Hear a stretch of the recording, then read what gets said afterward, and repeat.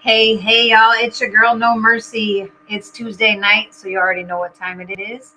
It's time for another episode of No Punches Pulled with me, No Mercy.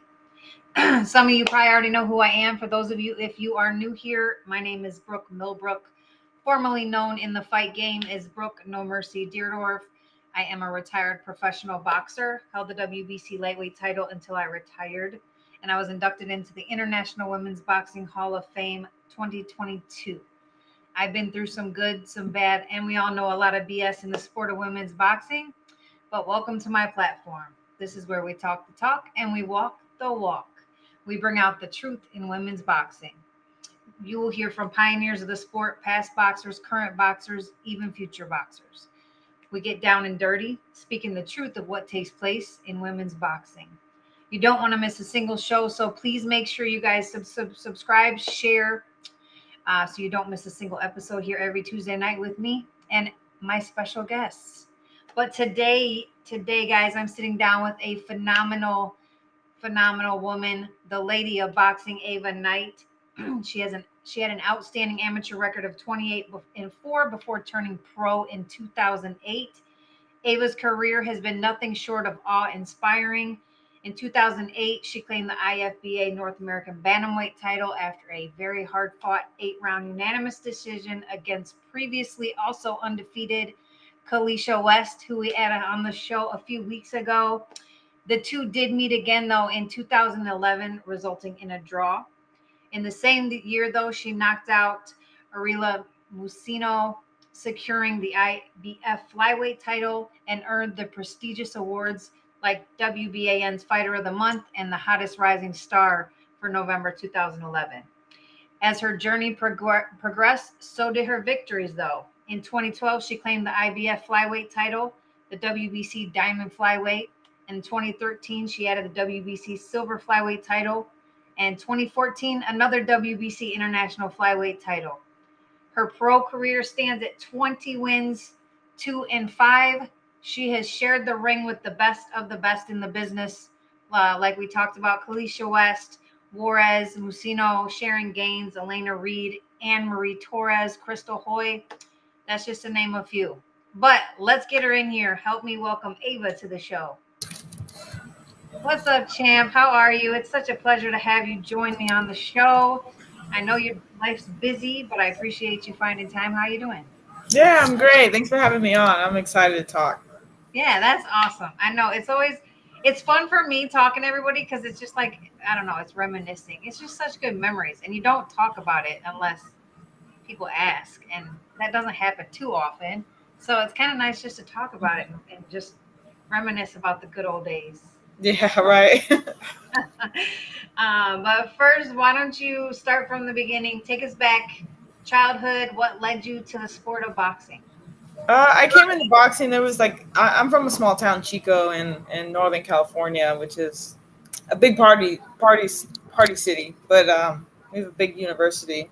But there was just one small gym. There was an older man, Joe Rodriguez. He was from the Bronx, New York, Puerto Rican man that served in the military over 30 years, and he boxed his whole career. So he opened up a gym, and I just happened to walk in that gym and just fell in love with boxing.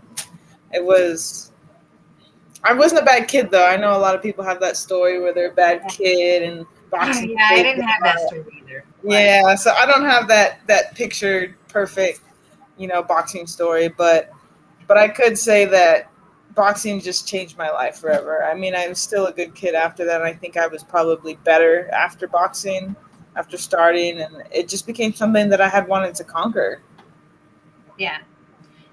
And you started off quickly with your amateur career, accumulating a record of 28-4. What then, after the amateurs, drove you to make the transition to the pros in 2007? Yeah, well, 28-4 doesn't seem like a lot to me, especially with the way that girls have fights now. But I know back but back then that was a lot. Yeah. It's still compared to Southern California, it wasn't, because I know Kaliesha had a lot more than me. Yeah, and I don't know how you guys had that many fights. I couldn't get fights.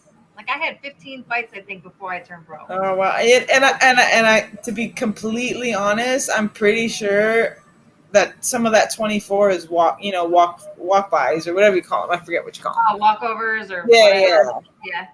yeah. So that's crazy. Yeah, Kaliesha had a lot of fights. mm-hmm. I don't know. I think that a lot of that was because her dad is, and he could just get fights everywhere. Mm-hmm. I just think girls in Southern California always had fights too because it was a very condensed area with a lot of fighters. Yeah. Well, that's cool. I mean, I was in Chicago, and I just really the only time I got fights very rarely on club shows. Usually it was only like at the Gloves or the Nationals. So then I was finally like, in the last year I went for the Gloves the last year, everybody either went up in weight or down in weight when I signed up. So I didn't have anybody fight. So I'm like, okay. Oh, like, wow. What's the point now? Like we might as well either go pro or just forget it because I'm not getting people don't want to fight. Yeah, that's how I started. I was just in Northern California. I'm like, I'm not moving, and I'm not going anywhere, so I might as well just turn pro. There's no, the girls and the amateurs, they're either too big or too small for me to just keep fighting. And then I had fought 4 girls at least 3 or 4 times each. Yeah. So you understand. Yeah, I did that too. That's so funny.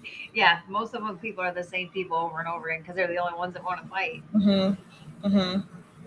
Well, tell us about the experience winning the IFBA Bantamweight title in 2008 against the girl we were just talking about, and I spoke with her about this too. So, phenomenal fight, Kaliesha West, your first time, both undefeated. Tell us about that fight and what it felt like to win that title.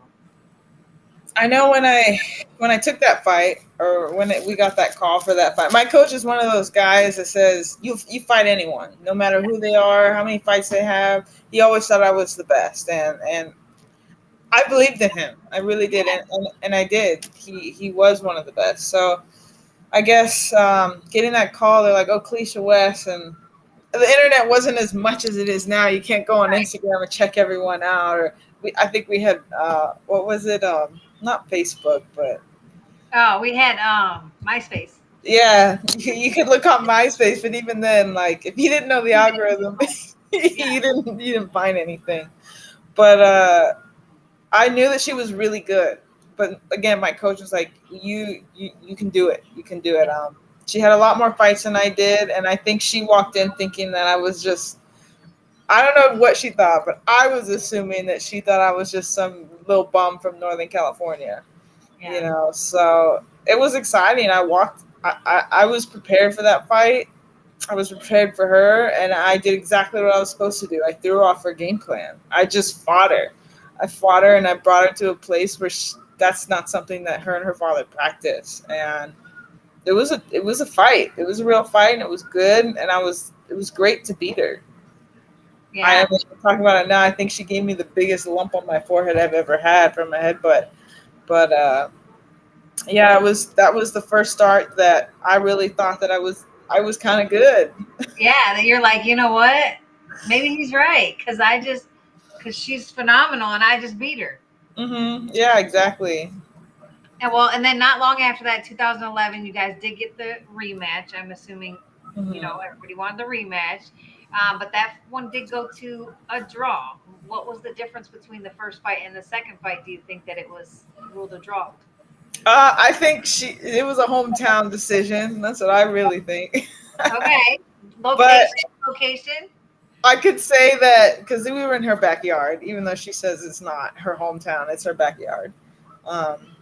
But I feel real bad about that fight. I know we took that fight against her, but we wanted more money, and even more money is like $7,000. You know what I mean? It's not what it is now for the men, right. Or even though for the men, it wasn't the same. And I know she fought me for free, but I remember we weighed in. We had already become friends at that point, and I didn't have to cut weight, but I even went with her and cut weight with her. We had a good time. I mean, the fight was different for sure. She stuck to her game plan, and I think I got hit more than I should have. Yeah. But neither one of us got beat up, Yeah. So I think if anything, we're fight the second draw. Time. Yeah, but for me to think that if we're in her backyard and we got a draw, I think I thought I won. So yeah. Well, shit, that happens every day. I don't know. It wouldn't surprise me. I have not seen your second fight with her, so I knew. Is it on YouTube? I don't think there's any video of it that I can. I don't think I've ever. I just haven't seen that second fight, so I can't even tell you my opinion because I haven't seen it. Yeah, and I believe we fought at like 12 midnight. Like it was so late. That's crazy. It was insane, and the fact that we were in a bull ring. Yeah. So I mean, it stunk. It's 12 at night. We're just done. We get out of there. That's crazy. That's crazy. Well, is what it is. Too bad we didn't get the trilogy though. The trilogy would have been nice. Yeah, I know she got into that real bad car accident. I think we could make it happen, and I think it would be a great fight. I think it would be. It would be just as good as any of these girls fighting now. Oh my god! But I don't know if she's gonna come back. But if she does, she knows I'm ready. Yeah, we talked about that. I don't think so, but you never know. Yeah. But after that, 2000, 2011, is it Mucino? Is that how you say her name? Mucino. Second round knockout, IFBA Flyweight title. That must have been an exhilarating moment also. Can you take us through that fight with her and how it felt to secure another title? I know. I think I had already fought Ana Maria Torres, which I think at that moment was like pound for pound one of the best girls, best in Mexico for sure, and probably in the world top 10 for sure. Yeah. She had held the WBC for so long and I don't know how Mucino won the bout, but I know that they called me thinking again. I would just at that point in my career, I just kept getting calls to be an opponent, and I for years later I still did, but. They called me and they couldn't believe that I walked out there and I knocked her out so quickly. They couldn't believe it. Well, that's what it is. I mean, it happens. It happens. And anybody can be knocked out. It doesn't matter who it is. Anybody can be stopped. It only takes one punch for that matter. But that's the funny thing I think about a lot of these people who hold titles for so long. They just think that they're almost invisible. And as long as they can go the distance, they'll retain the title. So I think they overlook fighters is the problem. They don't. They just overlook people, and then they're not properly prepared. And when you got someone who's coming in that's prepared and hungry, then if you're not ready, a punch is going to knock you down. Of course. So. And I know that I don't want to say I wasn't bigger than her, but I do think for 112 I was a big puncher at that time. I know when I changed trainers, I think everything changed when I was boxing more than I was fighting. But I still don't think that changed. I still think I have one of the biggest punches at 112. Yeah, I would agree because I would agree with that 100%. And I say that because looking back because we fought at the same time, but I always pictured you as a heavier fighter than 112. Like when I would look at you, I'm like, she's like a featherweight. Like I would have pictured you like at 126 but you were so much lighter. But you didn't look that size. No, and I didn't even walk around. I always walked around 120 or less. I was never big either. Yeah, because when I fought it, what I walked around at where I went up because I didn't really have much to lose at the time, and I didn't want to drain myself and then be tired. But yeah, I don't know. I always just pictured you as bigger. For some reason. But after that, you were named WBAN Fighter of the Month, Hottest Rising Star 2011. I think that, to me, I consider that a remarkable achievement. Anything, I've always felt any notoriety from the WBAN was huge back then because that was literally the only platform that supported women, Sue Fox, WBAN. So to get those accolades on your record, I thought was huge at the time. Did that impact your confidence or motivation in the ring at all? I think because Sue was really, like you said, one of the only women out there pioneering for female boxing. I think we came. You and I were both at this time in the history of female boxing where we had just hit the falling out period. When Layla Ali left, nobody cared anymore, right? Just because we had the name. So it was big before us, and now it's getting bigger after. I wouldn't say after us, but at this time right now. I'm not done yet, but so it's just to have WBAN WBAN support me and always put me out there like that. I thought that was great. There's just some kind of feeling of just having some notoriety of people just noticing what you're doing. Yeah, just giving you props that you deserve. Really, is all it is. I know each time I got Fighter of the Month or anything, it was just like, oh, out of all the fights this month, like that's awesome. Because I mean, there was always good fights back then. There was always good fights. Yeah. Yeah, just like an extra icing on the cake. That's all. Shortly after that, though, 2012, you captured multiple titles. The IBF Flyweight, WBC Diamond Flyweight, 2 belts in 1 year. That's a big accomplishment, especially for women. We didn't always get the opportunities for fight for titles back then, or multiple titles.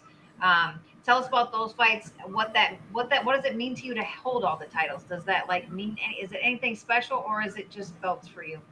Yeah, well, I will, just to mention it, because I'm a little bitter about it. I guess the IBF. Between that, I wasn't winning the IBF. I was constantly defending my belt. I actually got more defenses than any other fighter in 1 year, which was 2012. Yeah. And more than any man as well. And they sent me this plaque that's so shitty. And they sent it to me 5 years later. I never got an invite to the actual convention.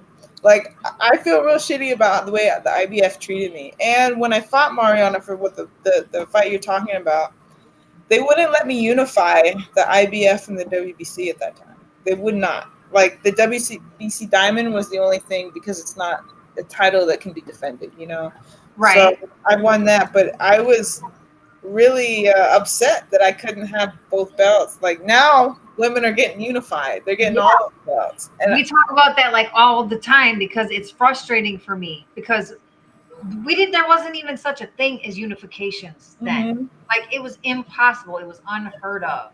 Nobody did it. Even before us, nobody unified all the belts. Now it's like everybody is unified, and I'm like, God damn, why couldn't this have been even 5 years ago? Yeah.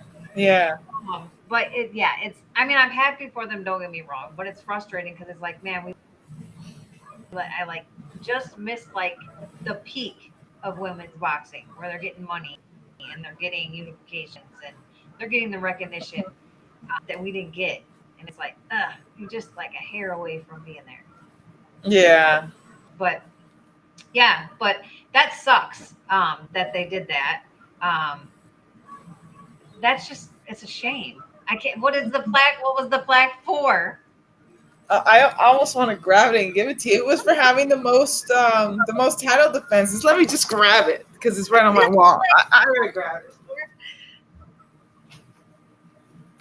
So this is the plaque they got me. Now, it doesn't even say IBF. No, it doesn't at all, which upset me. I think at the time you got this on the internet for maybe $40. I don't know how much you get a plaque for, but I hear everyone else got rings for their dog. Yeah, I got absolutely nothing, and I'm really upset about that. I'm so bitter. I'm so bitter. I'm calling you out. If you're watching this freaking interview, you better get your shit together. Yeah, I hope so. I mean, it's not even that. Oh, I want a ring or anything, but I just felt like if you do it for everybody else, then why would you not do it for me? Yeah, and that's really what it boils down to. If all the male fighters or other fighters are getting that, and then you don't, and then you broke a record on top of that. I just want to be treated fair. That's it, Yeah, it's equality across the board. So yeah, that's shitty. Well, I wouldn't want to fight for them. I'm glad I never fought for them. Yeah, I actually, and then when we came I was like, can't we unify it? And they said, no, you have to pick one.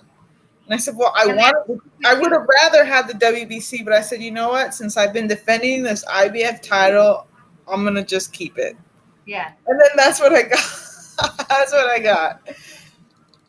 Well, but you still added multiple WBC titles after that, though. You WBC Silver Flyweight, WBC International Flyweight.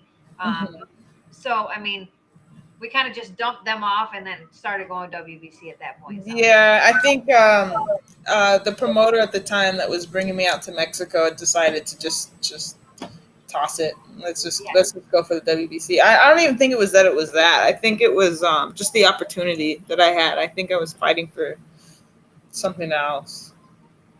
Yeah.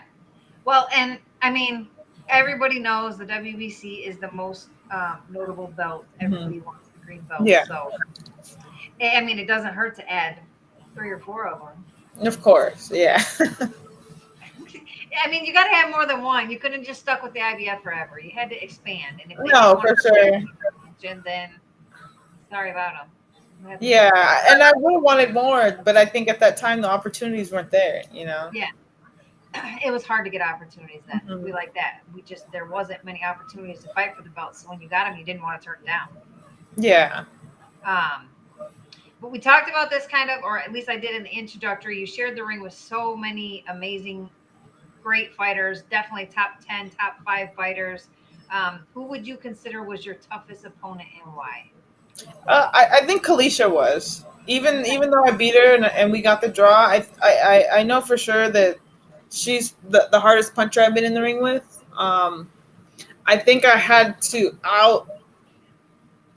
outthink her with strategy, with just even the way I fought more than anyone else. Right. Yeah, even the fight that I lost. I remember when I lost to Ana Maria Torres.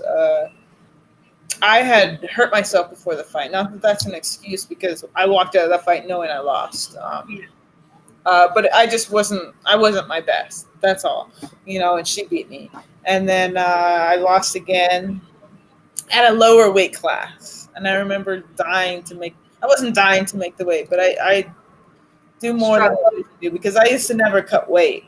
And cutting weight to me was just such a big deal, just to not, you know, eat differently for a whole month. But after that loss, I just knew I wasn't myself either. So I guess, you know, saying that I didn't even think I lost at that time. If I look back now, I probably can see, I can see how I lost. I thought that the scorecards were horrible. They had me, I think one judge had me winning not one round, which didn't make sense. Yeah, not at that time with all the people that I had beaten before that I would just go to the ring and not win a round. It was just too suspicious to me.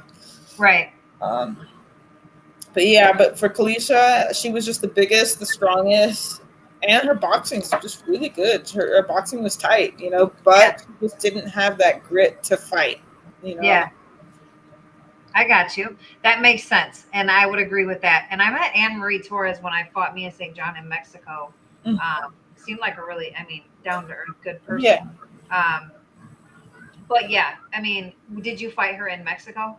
Yeah, I fought her in, I think, Mexicali. I fought her in Mexico, yeah. And she is very nice. I talked to her after that. I even wanted a rematch, but by the time it all came around, she had her children, and I think she was done. Yeah. So. Yeah. That happens. That's why I retired after I had my second one. It happens. But you are definitely an inspiration to so many in the sport. Like I said, having people reach out and message me, and I don't know why they don't just ask questions on here, but asking me to ask you questions. But I thought that was good, but definitely an inspiration to many. Who were your role models or mentors that influenced your journey in the ring? To be super honest, I was never a big boxing fan. I had never even watched a boxing match when I started.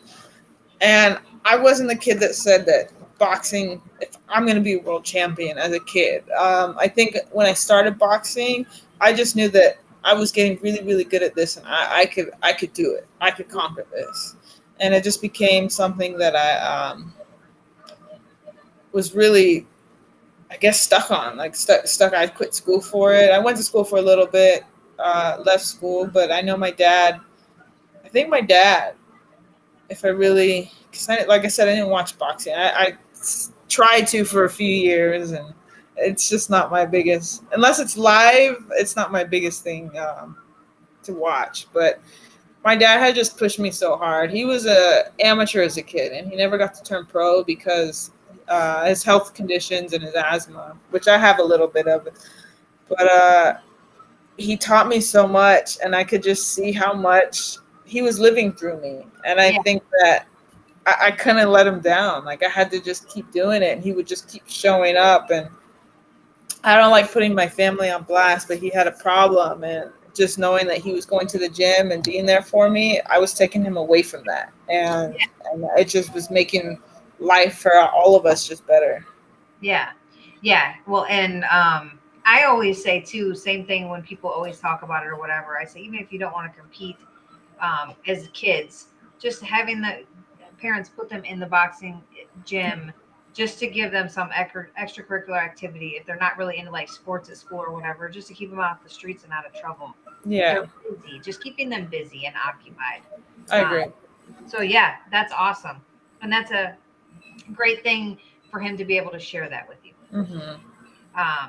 People always ask me about like emotions and things going into the ring. How would you describe the emotions you experienced before stepping into the ring for a significant fight? And how do you channel the emotions to perform at your best? I don't have anxiety. I didn't grow up with all these little issues they have now. But like I said, I was just scared. Like every time I walked in the ring, I was scared because you don't know what could happen. Yeah. You just like, I wasn't nervous. I knew what I was doing. I know what was going to happen. But it's just still, even sometimes when I spar, depending on who it is, like you just get that feeling in your heart and your gut. And you're like, oh, okay. Hopefully I can pull this off. I can do it.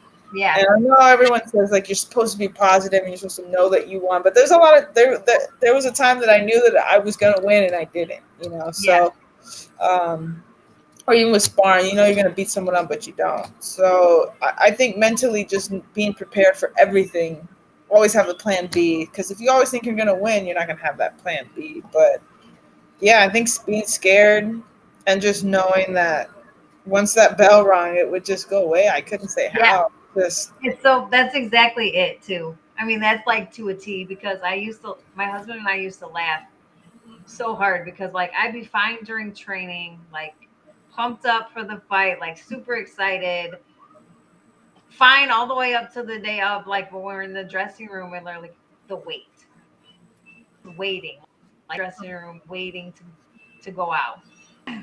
And I would always like you said, you just get super scared, and like in your mind you're like, what the fuck what am I doing? Like I'm literally voluntarily going to go out here, and even if I win, I'm going to get hit, like it's going to happen. So yeah, that's the feelings that I would get with that, like scared, nervous feeling. And then I would always be like, okay, like I'm ready to go home now. I would tell him that every single time. I would be like, babe, can we go home now? I'm ready. And he would always laugh. But I mean, that's just how like scared or nervous like you would get before. And people always say, oh, I don't ever get nervous. Like I never. Bullshit. If you don't, then there's something wrong with you. That's what I always say. If you don't get scared, you're crazy. Like there's something seriously wrong with you. And people are always like, well, why'd you do it? Well, I don't know. Because once you did the ring walk, you had that same gut feeling the whole time. But like you said, the minute the bell rings, you meet in the middle, first punch is thrown, it all goes away. Yeah. And then you're fine. It's just, I don't know. To me, it was the anticipation of the wait in the waiting room to be called out. That was the toughest for me. And then, I don't know. And then there was like, well, why keep going back and doing it? I don't know, because I love it. It's just that little bit of time right there where it's like, shit, what am I doing? But other than that, it's fine. It's just you got to get past that hour or however long it is that you're waiting in the room. Yeah, that's why I always loved being first. I didn't care what card I was on. I mean, obviously, it determines how much you're getting paid, but I didn't care about being first. I was like, get me on. Yeah, just like I didn't care. The worst was when you were I would think only a couple of times I was the main event or the co-main event, but oh my God, you're in there for hours. You're like, Jesus Christ. Like, can we just go walk around outside or something? Like, I don't want to sit in here. It's nerve-wracking. I think the Mexico fight, I like laid down and took a nap because I was like, this sucks. Oh, wow. I don't know. I actually fell asleep. I just had to lay there with my headphones on, like just to try to be distracted. But yeah, it sucks. That's the only part that sucks. I don't know. It is what it is. But everybody always tells me, other fighters, when I ask about it or whatever, they're always like, oh, I don't get nervous. I'm just like, why are you fronting? Like, I know from experience. I don't know who you're trying to kid. It is what it is. Uh, so we talked about a lot of your accomplishments, a lot of the belts and all that. With such an impressive list of accomplishments, though, which one do you consider to be the best one for you and why? I think beating Mariana, and even though I didn't get to unify, I think that IBF and WBC at the same time was great, and I beat her in her hometown, which doesn't happen that often. I had a fair decision. I knew I won. Everybody knew I won. The crowd cheered, and it was just that moment. I've never had that feeling where people start crying after. I don't know if you've done it, but I've never cried after winning a No, championship. and I'm trying to think. I didn't cry. I don't think I cried at all. Even the one in Mexico when I beat Nia St. John for the belt. Mm-hmm. I don't think I cried afterward. I was super excited because it was in Mexico and she wanted the rematch in Mexico, and I knew she had a great relationship with the WBC. Yeah. So I was super nervous about them giving her the fight, even though I knew that I was going to win the fight, like you said.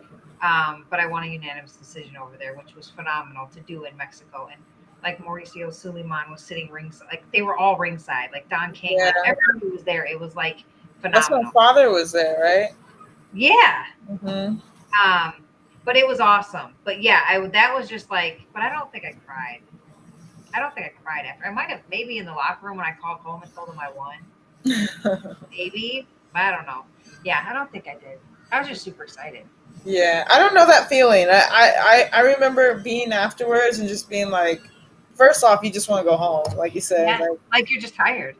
Yeah, I don't know how people go out and party after they fight. I really don't. I don't even have it in me. But yeah, that was just the best accomplishment. I can't say it was a tough fight. Also, I think it was just tough because I felt like I was fighting the fans too. But Yeah. Well, and then to have that, was that in her hometown too? yeah, she's from Mexico City, and then on top of that, I'm fighting in the altitude. I'm fighting the pollution. Yeah, it's different. Everything. And boxing over there is, I mean, it's like life. That's how I explain it to people. It was the best experience I ever had. I had to be for YouTube. You had to be there for like a whole week, but because of all the public workouts and the public weigh-ins and like all this crap we had to do. But you couldn't go anywhere without being attacked by fans. And I mean, we were like you and I, we were the opponents coming in. So you wouldn't have expected people to want your autograph or your picture. No, but they did. But they did. I mean, they just treated you like a superstar over there, and everybody knew who you were. Like everybody, you couldn't go anywhere without people stopping you. Which was like, I know what it feels like to be a superstar because you don't get that here. Like that doesn't happen it didn't happen to me very often in the States, but over there it was freaking crazy. Yeah. It was crazy. But to go in the underdog or the opponent, we'll say, not underdog necessarily. But another thing that was so exciting for me was it was in a huge auditorium, and I just have a picture where I went all the way to the top and took a photo like down to the ring, just because it was like just like so awesome that like fighting there. But I remember like first walking out and like getting booed, and because everybody obviously was cheering for her. And then like halfway, like half the fight, like getting booed or whatever. But by the end, like being cheered, like them chanting my name at the end, and them, that's when you won over the crowd. Yeah. That, I think, was what made it so much more, I guess, special. That's probably why that fight meant a lot to you too, was to turn the fans to your favor is a huge accomplishment because that's hard to do. Yeah. So yeah, but that's awesome. Yeah, I always tell everybody that was my favorite place that I ever fought was over there. I almost moved there until I met my boyfriend here. I almost moved there. Yeah, it's like even almost like boxing overseas is so much bigger everywhere, really. But yeah, Mexico. I mean, it was crazy. Like I would like to have a fight career in Mexico because it's awesome over there. Yeah, I mean, they treat you like royalty over there when you're a fighter. I agree. But we talked about different fighters, younger fighters, such a successful female boxer as yourself. What message would you give to aspiring young girls who dream of pursuing a career in this sport? I would tell them don't give up, and it's hard. Like it's not easy. I think, yeah, boxing is one of those things that you just have to really, really want it. And even then, you're still gonna have setbacks, and you're still gonna have to want it more than anything else in the world, and just stay dedicated. Um, I'm not a hater. I know it's still hard for women, and they still don't get paid well. I know we get to see a few scattered here and there that are making better money, but I would just always say, don't you can have a backup plan. Don't want to call it a backup plan, but always find another craft you're good at. Just be good at something else and have boxing, and make sure you're just good at both. That's the best advice that I think I could give anyone. Before I quit school, I did get my associates, but I learned bookkeeping to the T, and that was just the one thing that I always thought was good. And even though I haven't had to use it, I've always made money other ways. But just when it comes to boxing, just always have something else that's going to bring income in to support yourself. Always believe in yourself, and just see through the hate. Yeah, you definitely have to have a backup plan or a B plan. It's better today, like you said, but not everybody's getting that luxury. Only a select few are getting that luxury right now. Yeah, it'll change, but they're definitely getting paid more, but still, some of them still can't do it as a full-time career. It's just too hard. We talk about this a lot on this show. Every one of the female fighters in the whole entire world has dealt with a lot of BS in the male-dominant sport of boxing. Can you share some of the things that you've had to deal with or go through that you just shouldn't have had to see or do?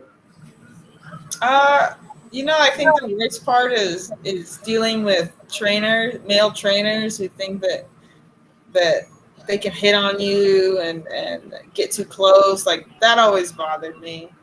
I got no names to give out, but I just know there's been some trainers out there across the line plenty of times, and I'm not boxing for this reason. Also, I've had promoters lie about signing. I remember when I fought on Oscar De La Hoya's card, Golden Boy Promotions.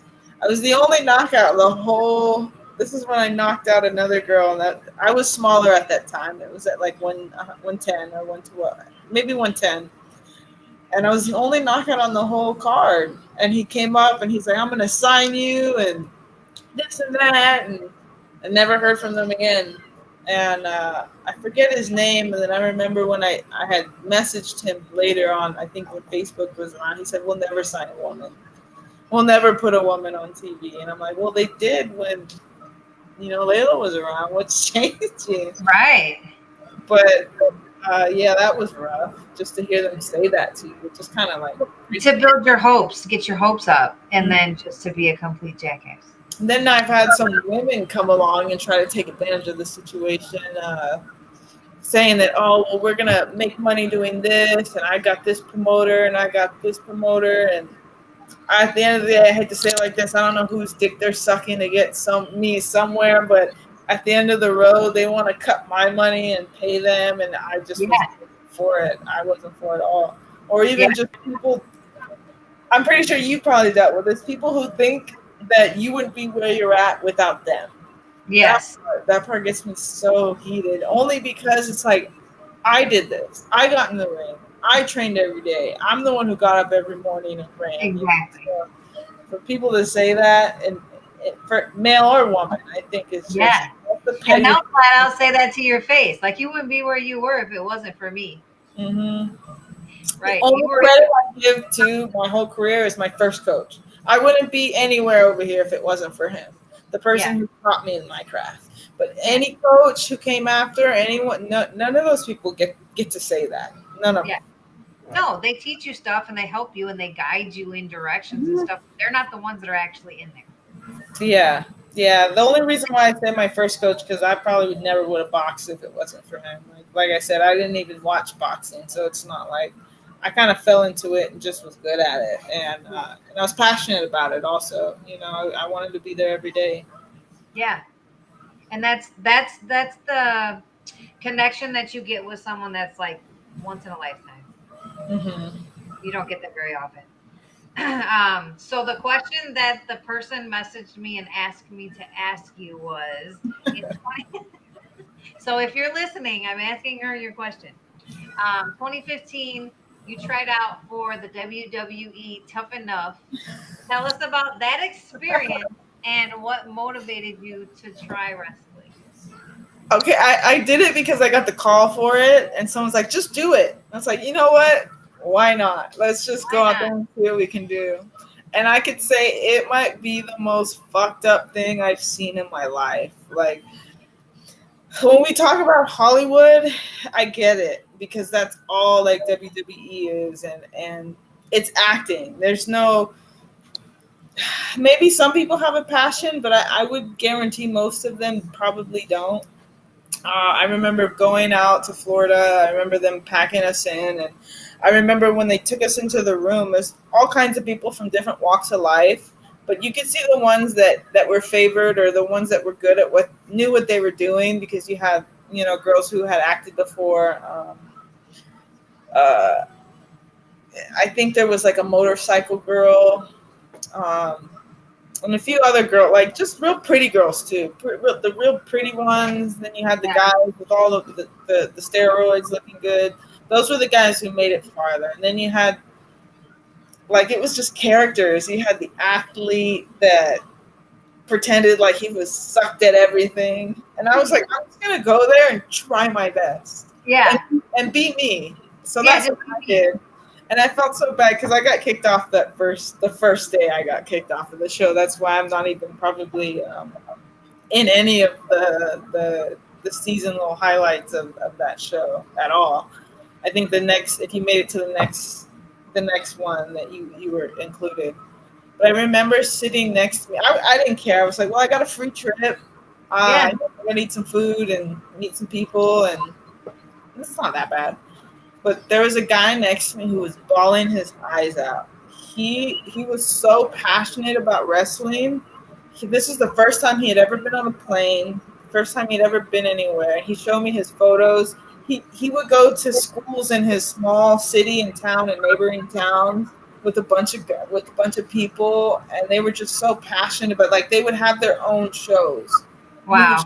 He showed me the video, and I'm like, the video is real bad. Obviously, this was that long ago, but he was so passionate about it, and they kicked him off the first day.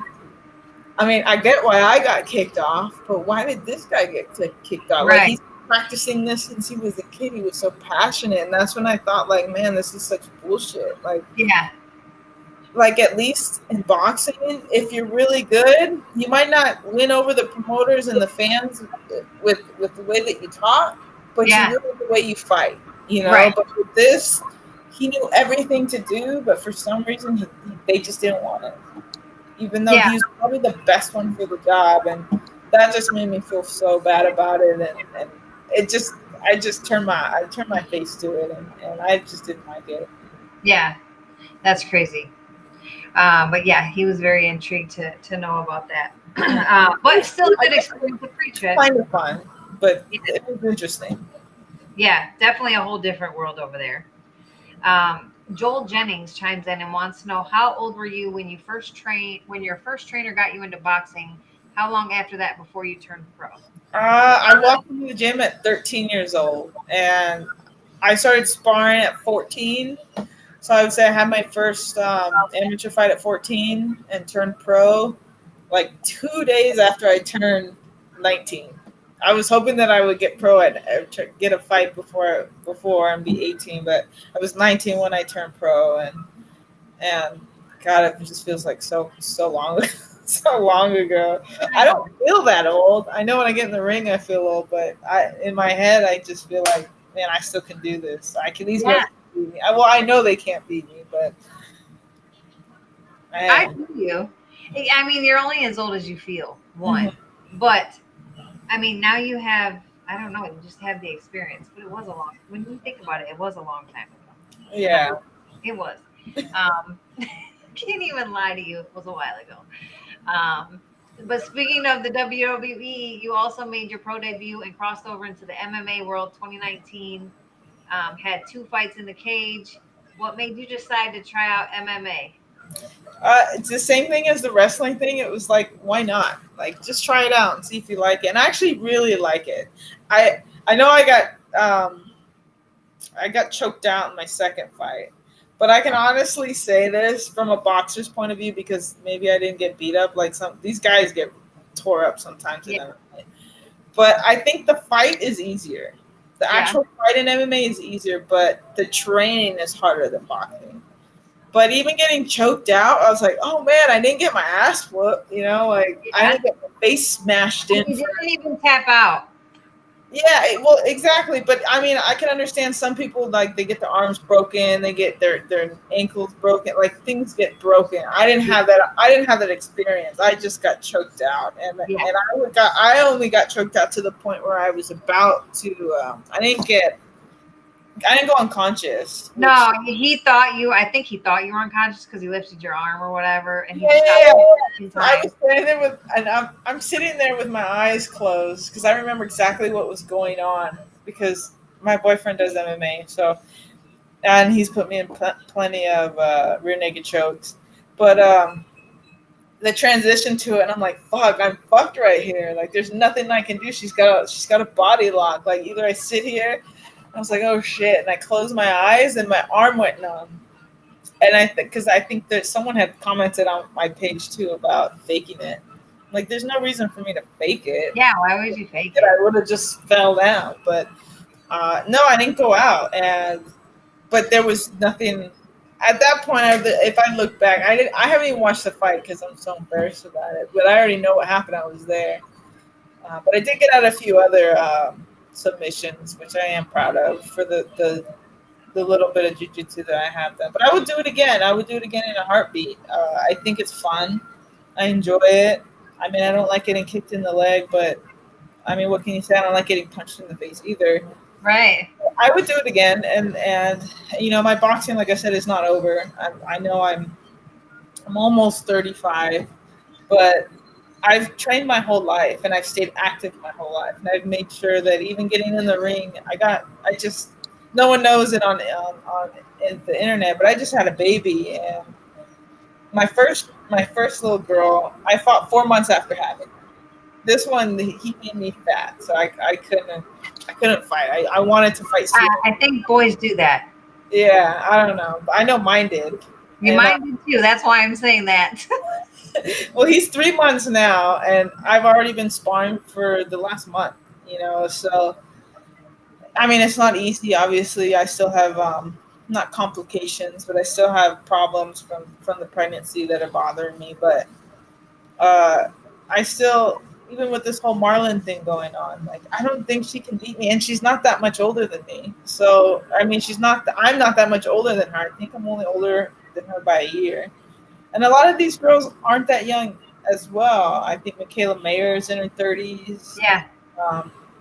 Alicia Baumgartner is 29. I think Sinisa Estrada is 20, 29. Like, they're not babies. No, they're not young. No, they're not 18. You know, the girl from Ireland, Katie Taylor, she's not young. You know, Serrano, they're all in my age range. You know, and I've kept up boxing. The only difference is I just had 2 kids in the middle of the past 3 years. So that's been hard.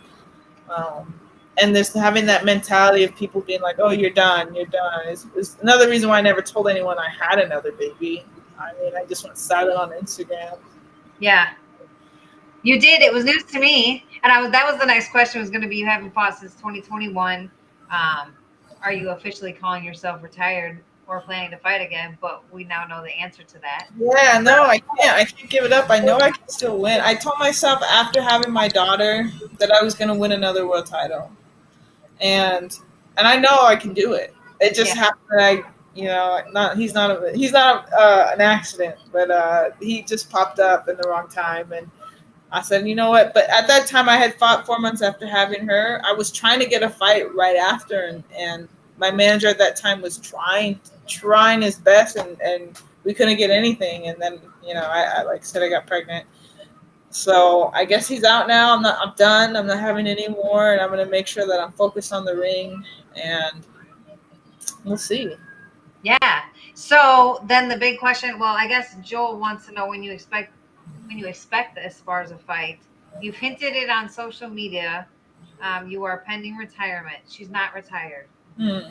How many more fights can we expect, and what is next for you after boxing or MMA? So Esparza, I don't know. I don't know how it is with Golden Boy. I know I don't have a promoter right now. I'm not with Mayweather Promotions anymore. So there's a possibility they could call me, and I know that they know how to get a hold of me if they want that fight. I couldn't anticipate me being ready for that fight until the end of the year, which I'm okay with. I'll fight Esparza if they call me and they say, "Hey, you got to do this." I'll do it. You know, like I said, I got weight to lose. I had the baby, but I know I can do it. Her last 3 fights that she had, they were gifts. Yeah. Like I didn't watch the last one, but I watched the highlights, and I'm like, man, I don't understand. Maybe from the highlights, it looked at the way it did, and then the other 2 fights, the girl that I lost to, she fought. I didn't think she beat her, so it was tough. And she's been having those hometown decisions, and but I'll fight her, and I'm not gonna say I'm gonna beat the brakes off of her, but if anyone's talented enough to beat her, it's me. Just tell it like it is, Ava. Tell them how it is. Yeah, but I'm not gonna be one of those people that talk shit and then gets beat up. She can't beat me up though. I've already sparred her. We have beef from before, but it's because I helped her. I helped her with sparring, and all of a sudden she comes back and starts talking trash about me on Twitter. When I helped her, and I drove my little way out to go see her and help her out with sparring, and when I tell her no, she started calling me names on Twitter, which is a very little girl thing to do. So I don't know. I hope that fight can happen. I hope it happens too. Mm-hmm. But before we officially hang up the gloves, aside from we know we want Esparza, you mentioned a few other names. Who else is on your hit list before retirement? I would love to fight Serrano. I know I was never a champion at that weight class. I've never really been big enough for that weight class.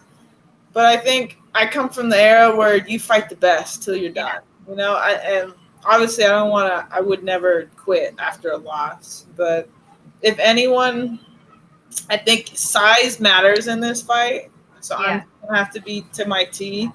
But I know for a fact that I can go toe-to-toe with Serrano. I know it for a fact. Other than that, I don't really know who else is, there's a lot more 125ers. But it's just really, can I get that big and stay that big? Yeah. And that's going to be my next. Right, if you can bulk up enough. Mm-hmm. So we'll see about, I don't think 112 is where I want to be at. I would fight Esparza at 112, but other than that, I know people have talked about Sunisa Estrada, which I think she's too small. I know if she wants to make her way, she'll fight Esparza again, but I think if she wants to make her way up to 112, she should fight at the next weight class and then get to 112, and I think she'll be really good at that. I think any actual ideas of us fighting are probably long gone. I would love to see you in the ring with Baumgartner. I think she's a little too big, but I don't at the same time. I wouldn't mind doing that either. I wouldn't mind. I saw her last fight, and I think she looks amazing. But I think that I just think that would be a very, very good matchup. Yeah, I think I've been with a lot of good fighters in the ring, and I think she's got like a short range of the last few that she's been in the ring. They're really good, and I think that it'd probably be an even match. Yeah, and I mean it could be undisputed. I need to get my weights on. Get your weights on. Yeah, you got to bulk up. You got to get those muscles like she's got going. But I mean, I don't know. I just think that would be a very, very good competitive fight. And hey, you could undisputed. Yeah, I mean that would be cool. I think at this time now that it's the best to fight the undisputed girl, so you don't have to go fight all the champions. Right. Better. I mean, you gotta fight one to get the belts. Yeah. I mean, I would be so excited. I think if next year is gonna be the year for anyone, I think I'm gonna come out, ready for whatever someone asks of me. Guns blazing. Like I said, I'm going to be working on those weights. I do want to get bigger because I think the better fights are at the bigger weights. And I have not lost a fight at 112. I'm undefeated at 112 pounds. I fought all the way up to I fought Kaliesha at 118, which I was never that big at that time. But I think after having 2 kids, I'm a little bigger. So yeah, I'll be ready. Easily do the 118, 126. I think so. Yeah. Well, there's 118, 122, 126. You got at least good 3 options. Yeah. And go to 130. I bet you could do it. Yeah, I just got them chicken legs I got to work on. That's what it is. I think, like you said, you thought I was bigger because I have a good upper body. I do. You look naturally bigger than 112. Like, I'm not even going to lie. And maybe that's because we never see your legs in the photos, really. Yeah. No, my legs are skinny. They're like my dad's. They're just, I got a little scrawny. You better start doing some squats or something. Well, speaking of the women's boxing of today, we kind of tiptoed around it, but what do you think of the women today? I mean, what do you think of the fighters today? I'm happy about it. I think that it's amazing that these girls are being successful, and there are a lot of good women out there. Like, again, like Serrano's really good. Baumgartner, I actually was so impressed with her last fight. I didn't really know too much about her opponent, so I don't know if the level was the same, but she looked good. You got Katie Taylor, you have even Michaela Mayer, and then there's girls coming after that. I think there's so much talent. There's a lot of them coming up even after them now, like that are just starting to come through. Yeah, and the only thing that I hate that right now that all I know is about is those girls. That's what I hate. Is only because those are the girls that get put on TV. I wish I knew more about, like spotlighted. Yeah, and I wish that they knew more about. Like how they used to have, I think Top Rank used to do it. I haven't seen it in a while, where they do the fights where what do they call them? It was like future fighters. That's not what they called it, but that's the best way to explain it. Like the up and coming fighters? Yeah, it was all up and coming fighters. And they used to do whole cards, obviously with a good main event, but they used to do cards like that. And like I said, I watch boxing when it's live. I feel like we're missing that in boxing today. Now it's just big fights. We just want big like all the undercard fights kind of suck, and then you just got like the 2 main fights that are good. So it's like you don't even want to watch the undercards anymore because they're usually not very good. Yeah, but they need to be competitive. But those need to be the people that they put on, or they find some name of someone who has no fights and puts them on a main card, which I don't understand because they're just throwing them bums. And we all know it. Yeah, and it's they really should do that. Like, just go to all the up and coming people from because there's so many of them now that are coming from the Olympics or like the trials or all of that different stuff. And when they turn pro, like throw all the up and coming superstars that we should be following on a card and have them be the undercard fights. That's sure. Is there any fighters of today that you're like really like a fan of? I think when I saw Baumgartner's last fight, I became a fan. I thought she looked crisp. She looked good. Her speed was good. And just everything that she did to that girl that she was fighting. I think other than that, I don't really know if I'm like a huge fan of anyone that I would be like, I'm watching their fights. I just in general, like, again, I'm not huge in boxing or really much of anything, but I would say her for sure. Gotcha. Explain to everyone how boxing has helped you outside the ring in your everyday life. I think being around men all the time, all day, I just get you just get smarter with the world because it is a man's world. When you spend all day with men, you find out how they really are. I think you know how to deal with all situations of life. Yeah. Even like how I said, I grew up with my dad training me and just being like, if you have an off day, nobody cares. You need to get up there and still perform. You crying all night, nobody cares. You need to go out and do what you need to do. Like there's no sucking it up. I mean, you have to suck everything up. Like there's no crying about things. There's no complaining. There's no anxiety. I feel like the world has gotten a little soft. I think boxing is one of those things that still keeps men masculine. And I know that's a whole probably topic on its own. But just being around masculinity and not having it tainted with a world of just women saying that it's bad, because it's such a masculine sport. Even the women who do it, the ones who are more masculine, I don't mean taking roids or anything like that, but just generally are grittier, can talk shit, can like be on their way and do things, or a little more masculine, they do better. They do better in boxing. Yeah. You know, I couldn't say there's a lot of girly girls that are on the top, you know, that you just know are a girly girl. Maybe they act like it. So I forgot even what I was talking about. I'm sorry. That's a mom thing for you. And being in boxing. I don't know. I always use boxing. I forgot because I've taken too many punches. I think I have too. Being too acting too tough all the time in the ring. Yeah, I got you. Well, yeah, because when you'll take one or two to give that good one, then that's what happens. Yeah. Also, if there's any coaches watching or anything, even you, there's something called lion's mane, and that's funny. There's something called lion's mane, which is a mushroom that you can take in an extract, and they've done studies on it that almost like psychedelics, that it actually sparks them. See, I can't talk right now. It's that mom brain. Where when your brain communicates with each other, right? It when you get hit in the head, those things get broken. Yeah. It actually is one of the things that repair them. Really? So I think anyone who has a young kid in boxing should start them on there as young as possible. It's not expensive now. I'm sure it will become expensive with inflation, I guess. Yeah, you could do that with any like combat sport. Yeah. I would.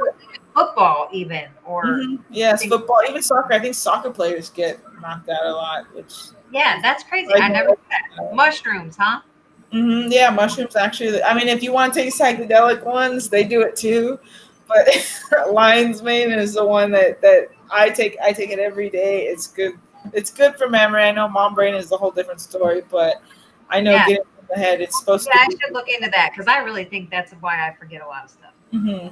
Like I'll be like, oh shit, what was I gonna say? I don't even know now. Just never mind. And I'm like, I seriously think it's I don't know. Maybe it's not boxing, but that's what I always say is I've just been hit too many times. My memory is just I'm losing it. Well, at least you can talk straight, right? I can still talk straight. Like I'm still all good. My limbs are all still intact. I can remember most things. Like I said, like some shit I just don't remember. It could just because I'm getting old too. I don't know. Getting older, not old. Yeah, we're not old, but getting older. I get what you're saying. You know what I mean? Is there anything though that we didn't talk about that you want to let people know or you want to talk about before we wrap things up here? Not really. I think that last comment is funny. That is, yeah. He says, "Don't get boxing canceled." LOL. We can't even talk a country song now. Take a country song now. Yes, we're talking about, and I thought that was funny too when I read that because you can't cancel a person, okay? Apparently you can. I feel like some of these people get taken out, but that's like you said, a conspiracy podcast on its own. But no, boxing is masculine. And it's gonna stay masculine. Just like MMA, those girls that do the best, or I don't want to say that. I think boxing they've kept it pretty. The girls have stayed pretty, you know. And in MMA, they are a little bitchier.